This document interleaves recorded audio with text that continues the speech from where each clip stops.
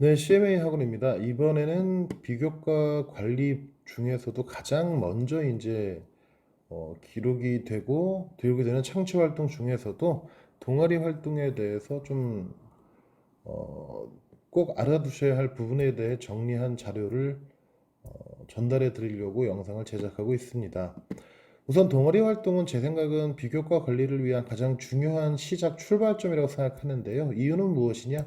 고등학교 입학하게 되면 3월부터 이제 담임 선생님 상담을 하고 바로 동아리를 본인들이 가입을 하거나 창립을 하거나 하는 것들을 3월 안에 이제 기준을 정하고 등록을 하고 4월부터 이후에 활동을 시작하게 되는데 이 부분에 대해서 그닥 중요성을 느끼지 못하는 학생들도 많은 것 같고 그냥 친구 따라 강남 가듯이 동아리를 선택하는 경우도 많아서 이런 부분에 대한 주의할 점, 또 어떻게 구체적으로 활동을 어떤 내용들을 하면 본인의 어, 비교과 활동 수준을 높이는 데 좋은지 드리기 위해서 지금 자료를 제작하고 말씀을 드리려고 합니다.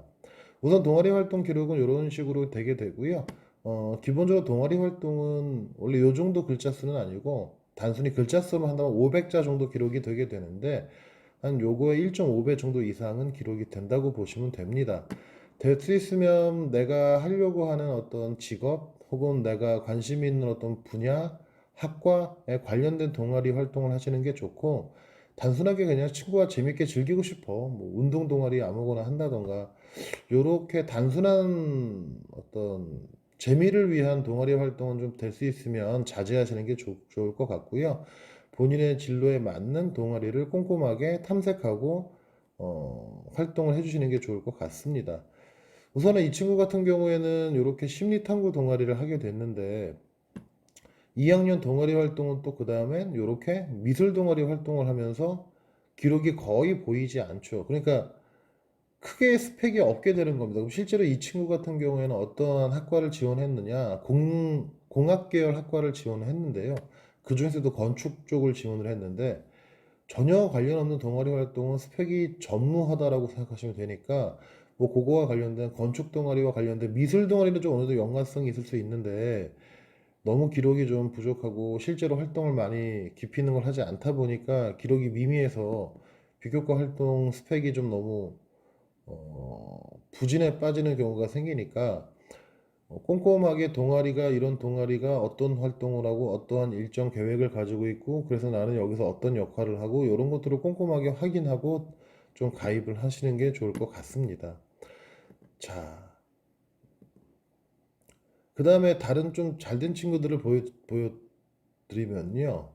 이 친구 같은 경우에는 이제 소프트웨어 학과로 진학을 했고요. 인공지능이나 어떤 뭐 프로그래밍 이쪽에 관심이 많은 친구라서 고1 때부터 이렇게 지역 아동센터 아이들과 함께 로봇 제작 원리 공부하고 물론 로봇 제작하면서 기본적으로 어떤 전자 회로나 기기에 대한 공부도 했지만 소프트웨어 담당 부원들과 모여서 이제 소위 말하는 코딩을 본인은 위주로 했기 때문에 그런 내용들을 좀 활동을 위주로 채웠고요. 물론 이게 굉장히 깊이 있는 스펙은 되진 않겠지만 이런 것들이 2학년, 3학년을 넘어가면서 이제 나중에 자율주행 자동차 프로젝트 팀장으로 해서 자율주행차 뭐 코딩을 해본다던가 아니면 여기서 나오는 다양한 프로그램들을 활용해가지고 뭐 연결해서 어떤 프로그램을 실제로 제작해본다던가 하는 활동들을 좀 더 깊이 있게 1학년, 2학년, 3학년 동아리 활동을 구체적으로 어떻게 할지를 좀 매년 고민을 하면서 동아리를 가입해서 혹은 동아리를 창립해서 활동을 하시는 걸 추천을 드립니다. 요걸 기반으로 해서 이제 교과 활동에 내가 동아리 활동에서 이러한 자율주행 자동차 어떤 어, 뭐 소프트웨어 코딩을 한다라고 하면 내가 뭐 진로 선택 과목으로 뭐 C나 뭐 소프트웨어나 인공지능이나 이런 진로 선택 과목을 선택해서 그쪽에서도 인공지능과 관련된 혹은 뭐 자율주행 관련된 뭐 프로그래밍 언어 어떤 걸 공부했다 해서 연계되지는 게 깊이 있는 내용들을 만들어 나가는데 굉장히 큰 도움이 된다고 생각을 하니까요. 좀 연계성을 생각하고 1학년 때는 뭐 기본적인 어떤 내용을 공부하더라도 2학년 때 조금 더 깊이 있게, 3학년 때는 좀 더 깊이 있게 확장할 수 있는, 체험도 할 수 있는, 실험도 할 수 있는 그런 활동 구성으로 동아리 활동을 쭉 연계해 나가실 수 있도록 노력하시는 게 좋을 거라고 생각을 합니다. 자, 그 다음 동아리는 왜 중요하다고 제가 말씀드리냐면 내가 우선 동아리 기장이 된다라고 하면 나의 리더십을 보여줄 수 있는 항목이 될 거고요. 이거 말고도 뭐 반에서 학급 회장을 한다던가 하면 리더십을 보여줄 수 있는 기회도 있겠으나 자율활동이나 진로활동에 그렇게 많은 내용이 기록이 되지는 않거든요. 또 딱히 학급 회장이라 했을 때 리더십을 구체적으로 많이 보여줄 수 있는 그런 내용들은 좀 많이 없기 때문에 오히려 동아리 활동이 이러한 능력을 좀 극대화시켜서 표현하는 데 좋고 또 본인의 어떤 활동 계획이나 프로젝트 어떤 활동을 통해서 내 창의력이나 내 연구 능력이나 아니면 심화 탐구 능력들을 보여줄 수 있는 활동이기 때문에 중요하다고 생각을 합니다. 자, 그다음 제가 또 가장 중요하게 여기는 것 중에 하나가 저도 이제 학생들이 이제 학원에 등록을 하게 되면 될 수 있으면 다음 학년에는 너는 동아리를 요러한 거 진로니까 요러한 동아리를 창립해 보는 게 어떠니 해서 창립을 하도록 좀 많이 권하는 편이고요. 물론 성격이 약간 소심하거나 소극적이라서 혹은 친구들이 좀 많이 적어서 나는 몇 명 없어서 동아리 뭐 분 15명 모으질 못하니까 못 만들겠다. 혹은 남 앞에 서서 발표나 뭐 이제 어떤 친구들 이끄는 리더 역할을 해본 적이 없어서 자신이 없다. 요렇기 때문에 동아리를 그냥 있는 것들을 가입하는 경우도 상당히 많은데요. 그럼에도 불구하고 창립기장이든 기장 활동에 도전해보는 것은 굉장히 유의미한 거고 어차피 대학교 가서도 본인의 어떤 발표나 어떤 활동에서 리더 역할을 맡아야 될 수도 있기 때문에 미리미리 연습한다는 생각으로 도전하는 정신으로 남이 차려놓은 밥상보다는 내가 차려놓은 동아리 활동 계획을 기반으로 해서 차근차근 활동을 진행해 보는 것이 훨씬 더 좋다고 생각합니다. 그래서 대부분의 학교에서 이렇게 이건 물론 이제 양식이 자율 동아리 등록 신청서지만 자율이라는 글자만 빼게 되면 뭐 동아리 등록 신청서니까 기본적으로 거의 양식은 비슷하다고 보시면 됩니다. 동아리 이름 정하고 지도교사 이제 아는 선생님이나 담당 내가 뭐 공학 쪽에 어떤 동아리를 창립한다라고 하면 과학 선생님이나 이제 뭐 담임 선생님이나 이렇게 부탁드려가지고 지도교사를 부탁드리는 경우도 있고 어떤 목적을 정하고 주요 활동 계획은 어떤 걸로 해서 하겠다 한 다음 회원을 이제 3월 달에 동아리를 창립 계획서를 내고 광고 뭐 홍보 전단지를 SNS나 뭐 학교 홈페이지나 이런 데 올려가지고 동아리 부원들을 이제 받아가지고 15명 이상이 채우게 되면 정식 동아리로 이제 교과 동아리라고 하고 혹은 창체 동아리라고도 하는데 동아리를 창립해서 좀 더 깊이 있는 활동을 체계적으로 본인이 좀 할 수 있다라는 것. 그래서 도전해 보시길 좀 많이 권해 드리는 편이고요. 이렇게 해서 신청서 앞면에 이름 적는 거 하고, 그 다음에 연간 활동 계획을 간단하게 본인이 짜보는 것도 굉장히 좋을 것 같고요. 물론 이런 활동을 학기 중에 한다는 건 굉장히 좀 시간이 촉박하고 바쁘고 정신 없을 테니까 방학 때 대부분 학교의 양식은 담임쌤이든 누구한테 여쭤보면 받을 수 있으니까 그 양식을 따라서 미리 겨울 뭐 다음 학년이 되기 전에 겨울방학 때 미리 동아리 창립 계획을 한번 세워 본다던가 그래서 부족한 부분이 있는지 뭐 선생님이나 뭐 친구들이나 뭐 선배들한테 뭐 조언이나 피드백을 받아 본다던가 해서 좀 더 본인의 진로에 맞는 내 밥상을 차려서 내 밥상을 만들어 나간다. 그 스펙을 만들어 나간다라고 생각하시면 좀 더 알찬 비교과 활동이 되지 않을까 합니다. 그래서 진로 학과 및 분야와 관련된 동아리 창립 계획을 활동을 미리 준비하시라는 말씀을 드리고 싶고요. 3월에 동아리 창립 계획을 세우고 제출하고 하면 팍팍하니까 미리 뭐 겨울방학 동안에 미리 뭐 혹은 개학하기 전에 2학년 올라가기 전에 뭐 3학년 올라가기 전에 2월 달에 미리 어느 정도의 구상안을 좀 만들어 놓는다든지 해서 미리미리 1학년 때 친구들에게 혹은 뭐 2학년 때 친구들에게 연락도 해가지고 나 이런 동아리 만들 거니까 같이 좀 참여해 줄래? 하는 어떤 의견도 좀 피력해 보고 해서 좀 조직을 미리미리 하시는 게 좀 좋다고 보고요. 전공 관련 실험이나 혹은 뭐 학술 자료를 탐독하거나 공부하는 연구 활동도 좋겠고요. 혹은 인문계열 학과나 인문계열 어떤 진학을 꿈꾸는 친구들 같은 경우에 경영학과다 그러면 현재 뭐 우리 지역에 있는 소상공인들은 어느 정도의 지금 코로나 이후 뭐 경기 침체로 인해서 어떠한 경제적인 어떤 어려움이 있는지 이런 것들을 설문조사 해가지고 뭔가 내가 어떤 분석 자료를 만들어 본다던가, 뭐 학교에서 뭐 친구들의 어떤 재정적인 요소에 대해서 스스로 분석해 본다던가, 뭐 이런 것들도 할 수 있으니까 설문조사는 상당히 많은 인문계열 친구들한테 도움이 될 수 있는, 본인의 어떤 연구의 기반이 될 수 있는 데이터가 되니까 그런 활동도 좀 했으면 좋겠고요.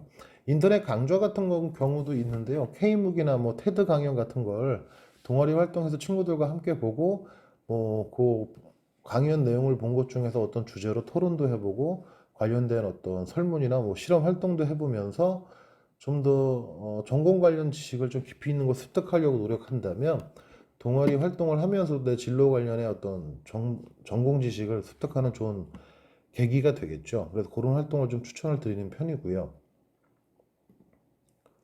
자, 전공 적합성과 자신의 연구, 그 다음에 분석 능력을 보여줄 수 있는 활동을 좀 했으면 좋겠습니다. 그래서 통상 과거에는 뭐 소논문이라고 해가지고 연구를 해서 이제 소논문의 형태로 뭐 서론 본론 결론해서 뭐 가설도 설정하고 하는 경우들을 많았는데, 지금 같은 경우에 대부분 학부모님들 여쭤보시는 게 소논문이 이제 기재 금지라면서요 하는데요. 이제 과거에 우리가 진짜 소논문이라고 불렀던 것들은 어떤 게 대부분 불법으로 이게 안 된다, 기재가 안 된다라고 한 거였냐면, 고등학생이 대학교에 간다던가 해서 공동 연구를 진행하는 형태의 소논문이 있었어요. 비용도 많이 들고 실제로 시간도 굉장히 많이 드는, 그렇게 뭔가 사교육비의 증가를 조장하는 이런 것들이 지금 폐지돼서 안 되는 거지. 이름만 소논문이 아닐 뿐 아니고, 예를 들어 뭐 탐색 보고서라던가 주제 연구 보고서라던가 이런 것들은 지금도 동아리 활동으로 꾸준히 할 수 있고 기재 가능하니까, 내가 어떤 전공 관련 내용의 주제를 잡아서 이러한 부분에 대해서 한번 학술 자료도 공부해 보고, 뭐 인터넷에 강좌를 통해서 배워도 보고 해서 이런 것도 이런 결과물을 만들어 봐야지 하는 활동은 참 중요한 것 같습니다.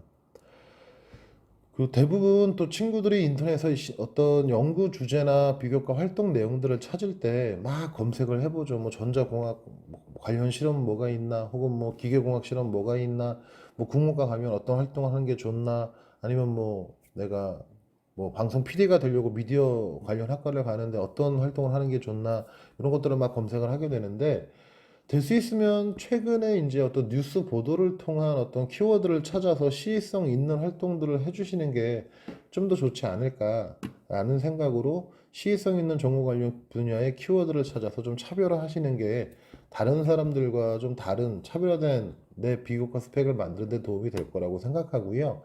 뭐 네이버 뉴스든 다음 뉴스든 이런 인터넷 웹사이트에서 다양한 키워드들을 한번 찾아보시는 게 중요할 거라고 생각을 합니다.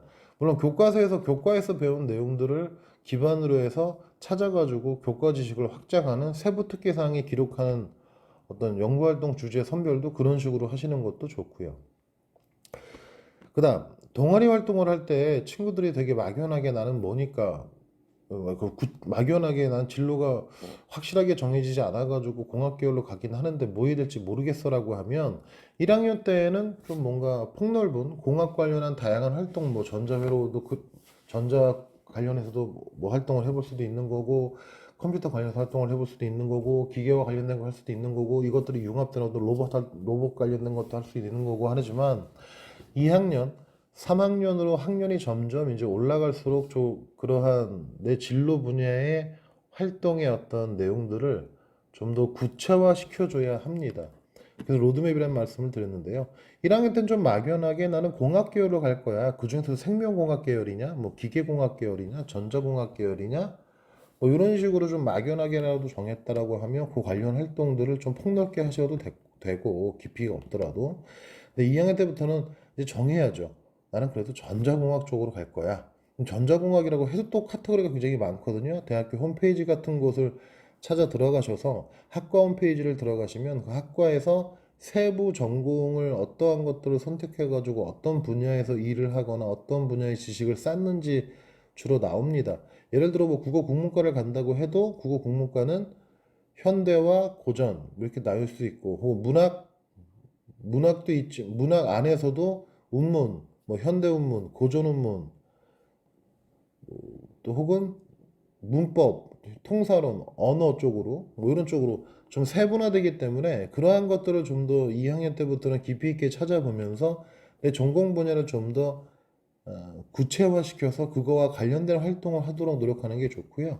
2학년 때 전자공학이다 해서 좀 어느 정도 공학 계열에서 좀 로드맵을 그려놨다면 그 다음에는 대체로 전자공학은 요즘에 반도체나 모바일이나 자동차, 특히 전기자동차나 자율주행차, 센서, 반도체도 또 다시 나뉘면 그냥 램, 메모리 반도체와 시스템 반도체 쪽에 구체적으로 어디에 관심이 더 많냐 이게 될 수도 있고 모바일 분야라고 하더라도 모바일 자체 그러니까 스마트폰이나 어떤 전자기기나 이런 것도 스마트폰도 있을 수 있지만 여기 말고 또 다양한 VR 기기라던가 아니면 이제 우리가 모바일 기로 탭이나 노트북이나 컴퓨터 자체 제작이나 다양한 어떤 전자기기도 있을 수 있는 거죠.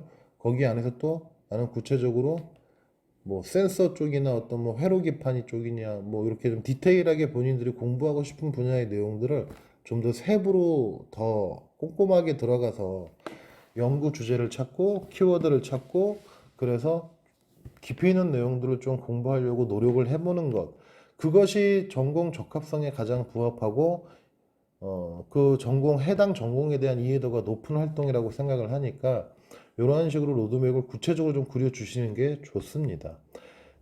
뭐 본인이 스스로 못 찾겠다라고 하시면 대학교에 들어간 선배라던가 그게 아니면 대학교 홈페이지 들어가서 학과의 어떤 특성이나 학과에서 전공에서 전공 수업이 어떤 게 있고 그 전공 수업이 나중에 어떤 식으로 연계돼서 어떤 자격 취득으로 가는지 이런 것들을 좀 찾아보시면 분야가 좀 보일 겁니다. 혹은 최근에는 이제 유튜브에도 다양한 학과에 대한 어떤 특성이나 설명 또 졸업한 이후에 어떤 직업을 갖고 어떤 일들을 하는지에 대한 설명 영상들이 참 많으니까 대학교에서 제작한 혹은 선배들이 제작한 그런 영상들도 좀 많이 미리미리 방학 때 좀 보셔서 본인의 진로 계획을 구체화시켜 주시길 좀 바랍니다. 자, 그런데 간혹 이제 욕심이 너무 커서 굉장히 어려운 내용들을 이제 연구 주제로 잡거나 혹은 뭐 주제 탐구 주제로 잡거나 하고 학교에서 프로젝트 대회하는 주제로 잡아서 하시는 경우가 있는데 고등학생 수준에 너무 넘어가는 연구 활동은 오히려 진위성을 좀 의심받을 수 있기 때문에 과도한 내용은 좀 자제하시는 게 좋습니다. 그 얘기를 좀 드리는 거고요. 이게 바로 이제 생활기록부의 기재가 불가능하게 된 R&E 선언문이라고 해서 대학교에 가서 뭐 전공 분야에 있는 뭐 석사학위 연구자들과 같이 연구해서 뭐 어떻게 한다. 요러한 것들이 이게 말이 안 되는 거거든요. 실제로 이런 부분이 입시 비리로 지적돼 가지고 밝혀져서 뉴스가 나온 사례가 있었고요. 뭐 연세대도 있었고 그때 고대인가? 뭐 하여튼 성균관대도 한번 그런 문제가 드러난 적이 있고 아버지가 교수신데 뭐 학생 자기 딸 뭐 비위커 씻는 거 활동만 했더니 뭐 석사학위 논문에 이름을 넣어줬더라 뭐 이러한 비리들이 실제로 드러난 경우가 있잖아요. 그것 때문에 R&E 소논문이라는 걸 못 쓰게 한 거지 본인이 어떤 고등학교 지식 수준을 기반으로 해서 조금 더 전공 관련 내용을 공부해서 실행할 수 있는 연구나 실험 활동들은 그렇게 무리한 게 아니라면 하시는 게 좋고 너무 어려운 주제다. 말도 안 된다, 이거. 이건 실험 장비조차도 고등학교에 존재하지 않는데 내가 실험을 했다고 우긴다. 이건 좀 문제가 있겠죠? 그러한 적절한 연구 수준을 맞춰주시는 게 좋다. 그래서 지금 이 친구 같은 경우는 유아교육 학과를 간 친구인데요. 우선 가상현실, 증강현실이 교육에 미칠 부정적, 긍정적 영향 이런 걸 분석하기 위해서 뭐 어쩌고 해가지고 뭐 가상체험 환경 조성해서 학생들을 교육할 수 있다라는 어떤 학술 자료 내용을 기반해서 보고서를 쓰고 뭘 한 다음에 실제로 나중에는 이제 특수교육 재생자 학생들에게 온라인 수업이 힘들었는지 설문조사도 해보고 그리고 이 학생들을 위한 수어 자막 수업이 공학기 되어 뭐 개발 앱을 보급하면 좋겠다 하는 어떤 지역 이제 뭐 시청이나 구청이나 아니면 교육기관에 건의문을 써보는 뭐 이런 활동들도 하고 온라인도 민원 제출해 보고 혹은 뭐 유치원 원장님과 면담도 하고 이런 내용들 그러니까 내가 고등학생으로서 좀 더 적극적으로 실천적으로 할 수 있는 현실적인 내용의 주제들을 가지고 하시는 게 좀 알맞겠다. 자, 이제 일신 후일신 하루하루 새로워진다는 거죠. 근데 비교과 활동, 특히 동아리 활동에서 학생들이 어떤 실험을 한다거나 어떤 연구를 한다거나 발표를 한다거나 할 때 학생들이 가끔 물어보는 경우가 있어요. 실패한 것도 생기부에 써야 되나요? 전 쓰라고 합니다.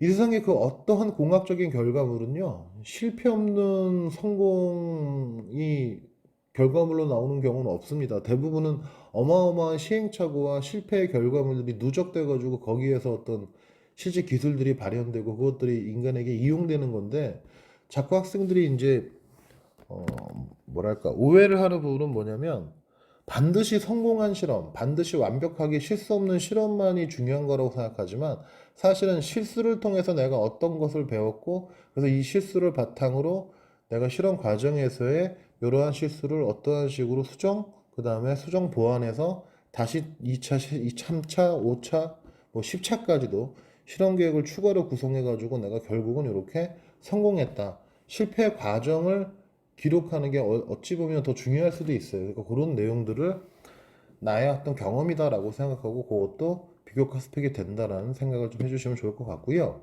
동아리원과의 협력적 활동이 가능한 체험 연구를 기획하는 게 좋습니다. 간혹 이제 좀 뭐랄까요, 내가 가진 스펙을 내 친구도 똑같이 갖고 있다면 내가 대학 가는데 너무 불리하지 않을까? 그럴 수도 있죠. 그럴 수도 있는데, 본인하고 내신이 똑같고 비교과 활동 수준도 완벽히 동일한 친구는 거의 존재하진 않거든요. 사실은 등급이 한 0.5등급에서 1등급만 차이가 나도 그 친구가 쓸 수 있는 어떤 학과나 대학, 내가 쓸 수 있는 학과 대학은 달라요.